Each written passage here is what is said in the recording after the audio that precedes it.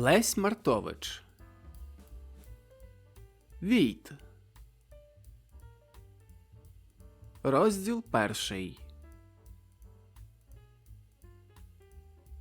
У двох хатах, що стоять у сусідстві канцелярії громадської, налякалися. В одній теля, а в другій пес.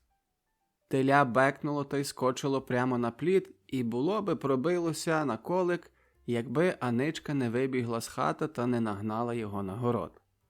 А пес гавкав і рвався з ланцюга, неначе побачив би чорта місячної ночі. Такого ляку нагнав звірятам Війт Степан, що в канцелярії заговорив страшно грубим і сильним голосом до радних. Як Війт заговорив, то двері дрижали, а вікна дзеленькотіли, неначе від бурі. Самого Війта боліли вуха від його питомих слів. «Я вже не витримую цій біді», – гудів Степан. «Уже знов наложили на мене кару 20 левів. Просив я вас, панове радні, най я скину із себе це чортівське, вибачте за слово, війтівство. Та не можу вас цього допроситися. Тепер беріть та знов складайтеся на цю кару». Радні поглянули один на одного, та й крадьки заохочували себе, щоби котрий сказав: «Не наша провина, і не ми маємо покутувати». Поглянув і Війт на радних, і доразу порозумів їх думки. «От куда воно», – сказав. «Тепер ви мене не знаєте, а як прикро, то пхаєте мене всюди наперед. За то, що заложили ми читальню, кара на мене. За то, що зробили вечорниці в читальні, кара на мене. І за то, що скликали віче, кара на мене. А тепер за то, що Рада ухвалила писати до урядів по-руськи, кара на мене». Це почитував Війт, неначе вивчену лекцію. Радні поспускали голови, бо виділи, що правда на Війтовім боці, та ніхто з них не мав відваги пристати на те, щоби за Війта заплатити, бо боявся нарікання від других, що «А дивіть, куме, через вас та ми тільки втратні». «А ви собі це в лексі не майте», – загудів Війт, допевнившись, що його слово переконало радних. «От ідуть вибори. Не виберете мене на виборцю, то наложить староста кару. А виберете мене, то знов буде кара за то, що не голосую так, як староста хоче. Хіба мені враз із хрунями на пана голосувати?» Радні посумніли, бо чули правду Степанових слів. Але ніхто з них не знав ніякої поради. «Та же ми видимо, що біда», – зважився відозватись один із радних. «Але скажіть нам, куме Стефане, де нам тої поради шукати?» «Хіба у ворожки», – завважив один із молодших. «За пораду я вам нічого не скажу», – відповів Війт, «бо я вже радився всюди, де міг, та й ніхто мені ради не дав. Ходив я по адвокатах, ходив по комітетах, писав до Львова, писав до Відня, а староста таки мене карав та й карає. Був я вже в самого намісника у Львові та жалувався. За таке і за таке мене староста карає, а намісник мені каже: то неправда, бо за таке не вольно карати. Та й радьтеся тепер у кого хочете. Лиш я вам одно маю сказати, що гріх і за мене. Відки я маю за всіх поличники брати? Та ж і ви, куме Петре, та й ви, куме Василю, ви ще статніші господарі від мене. Побудьте, но й ви трошки Війтом. Най буде в нас за рядом щороку інший Війт, бо на одного то затяжко. Тепер усякий починав своє говорити, а всі годилися на те, що біда та, що мужикові тяжко з панами боротися. Ця нарада була би закінчилася тим, що Війтові позволили би пристати межі хрунів, бо галицькі політичні власті вже не одну громадську раду таким способом і зломили. Але з багна того вирятував їх бодай на короткий час Іван Хворостюк. Це був найстарший чоловік із радних, дуже штудерний і хитрий на розум. «А моя рада така», – говорив Іван Хворостюк храпливим і слабим голоском.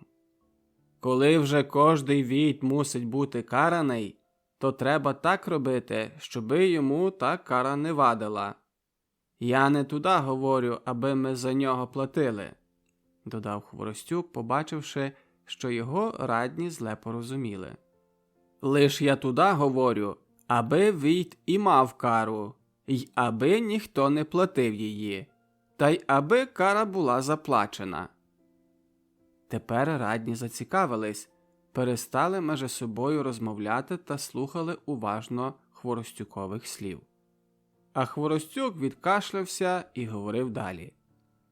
«Ви мене питайтеся, чому війт боїться кари?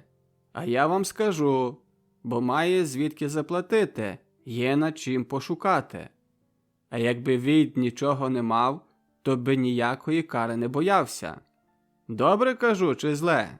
– запитався Хворостюк цілої ради.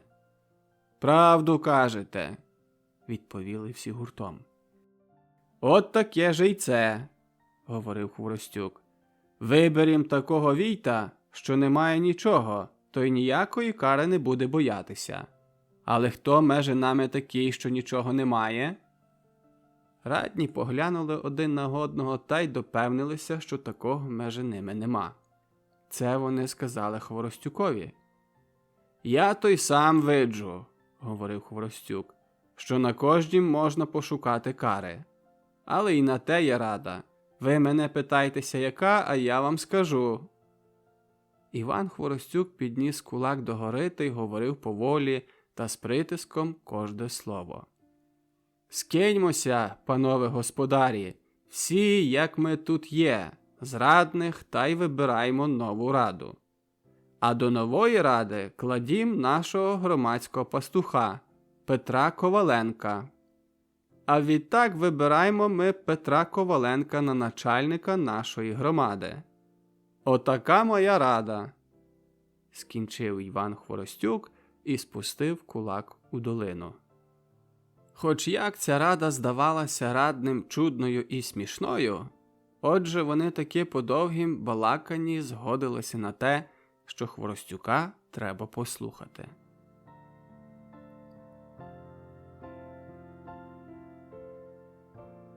Розділ 2. Коли староста дізнався, що ціла рада зрезигнувала, то не тільки нічого проти того не мав, але ще й утішився. Та громадська рада була в цілім повіті найтвердша та й при жадних виборах не йшла старості на руку. Староста боявся, що при цих виборах польський кандидат перепаде. Тимто мав надію, що як настане нова громадська рада і новий війт, то староста зможе вибрати таких виборців, яких йому треба.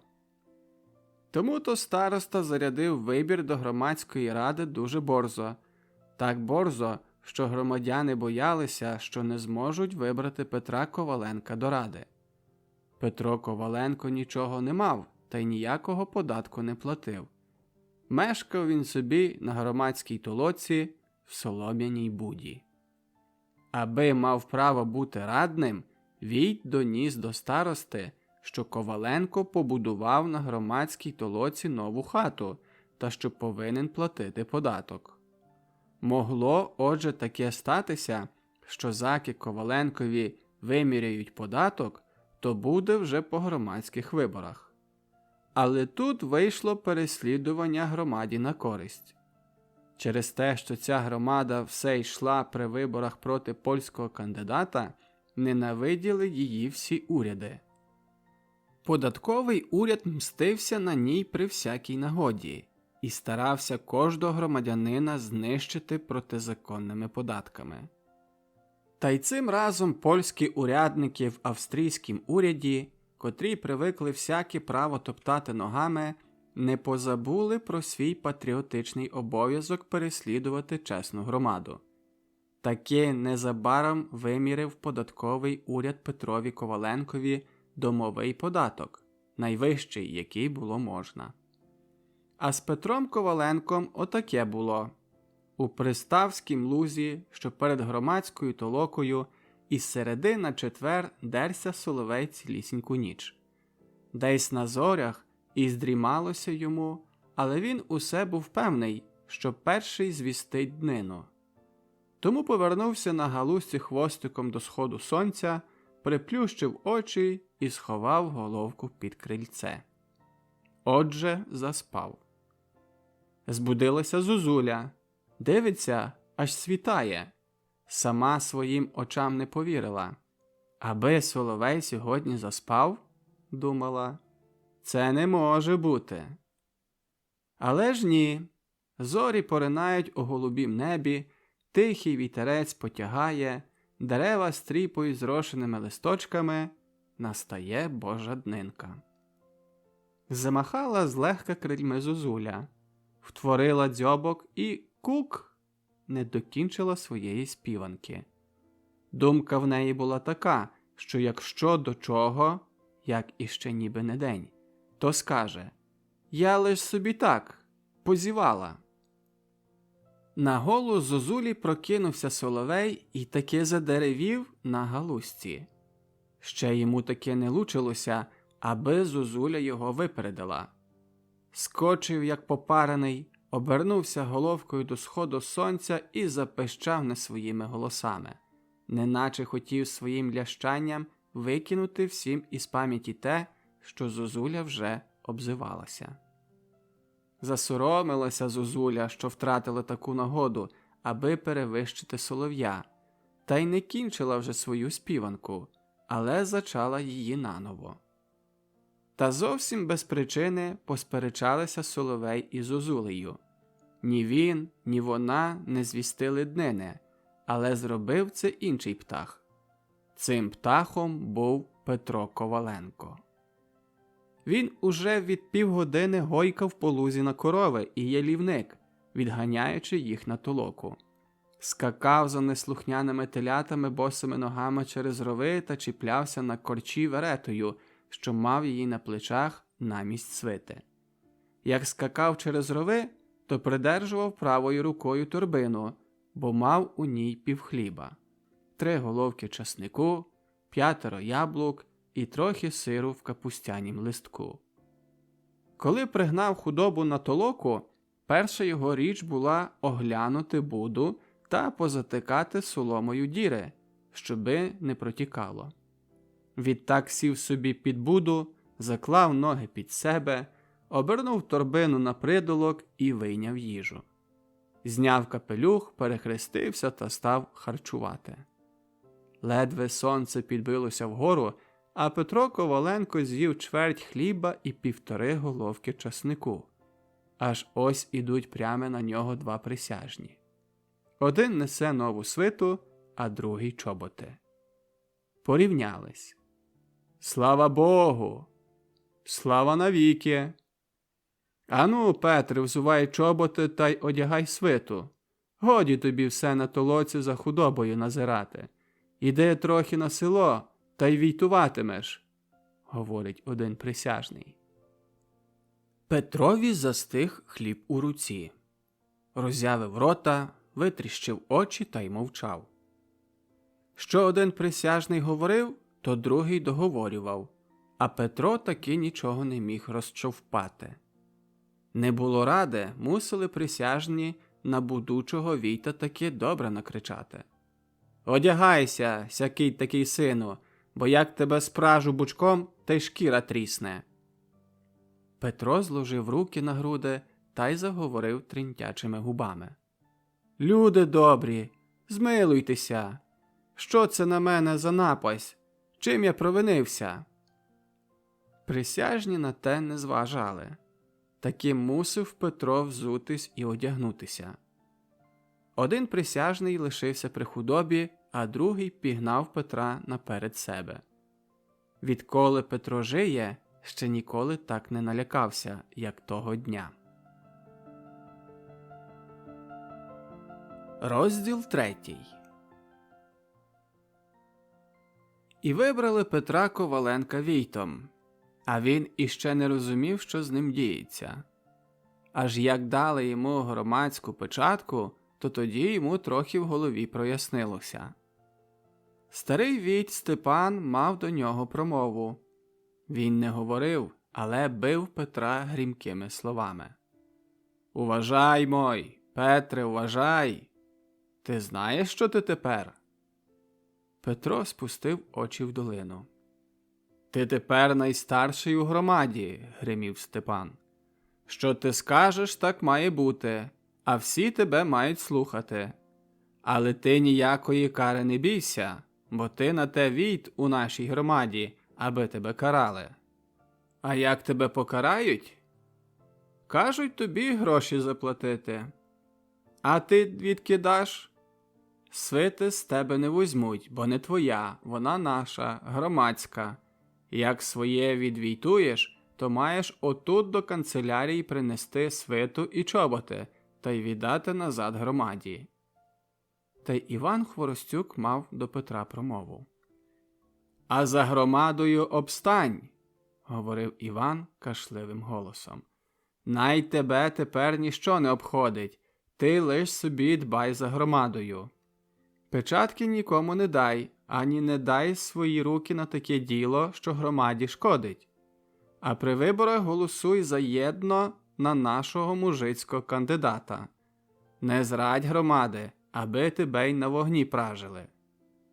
Бо як зрадиш, то не маєш чого до села вказуватися, бо тебе заб'ють», – доправив один молодший радний. А Петро Коваленко так відповів. «Я, панове господарі, своє право розумію. Я маю служити громаді. Я був пастух, хто пильнував людську худібку, най кожний скаже. Мені за худібкою так було жаль, як за рідною дитиною, не гріх і побожити. А тепер сам собі суджу, панове громадо, усічіть мені голову на порозі, як гадані сорокатій, коли б я громаду зрадив». Так Петро Коваленко настав війтом, покинув свою буду та й перенісся на мешкання до громадського арешту. Розділ 4. Який із Петра Коваленка був війт? Ви виділи, коли маленького котика, що кожного пса боїться? Але як такого котика притисне пес у куті так, що котик не має куди втікати, то він і очі видряпає псові. От так же й Петро Коваленко. Він усіх боявся. Боявся кожного чоловіка, кожної баби, а може, чи й не кожної дитини в селі. Про жандармів та панів то й згадувати нічого. Їх кожний боїться, не то Петро Коваленко. Та зате Петро Коваленко додумався до того, що він на те війтом, аби його кожний лайдак з міста нападав, а він щоби боронився. Через ту вічну суперечку з панами в місті так роздратувався Петро Коваленко, що, може, з жандармів або урядників хто й хотів із добрим словом до нього підійти, а він усе-таки нікому не вірив та, як лиш міг, робив наперекір.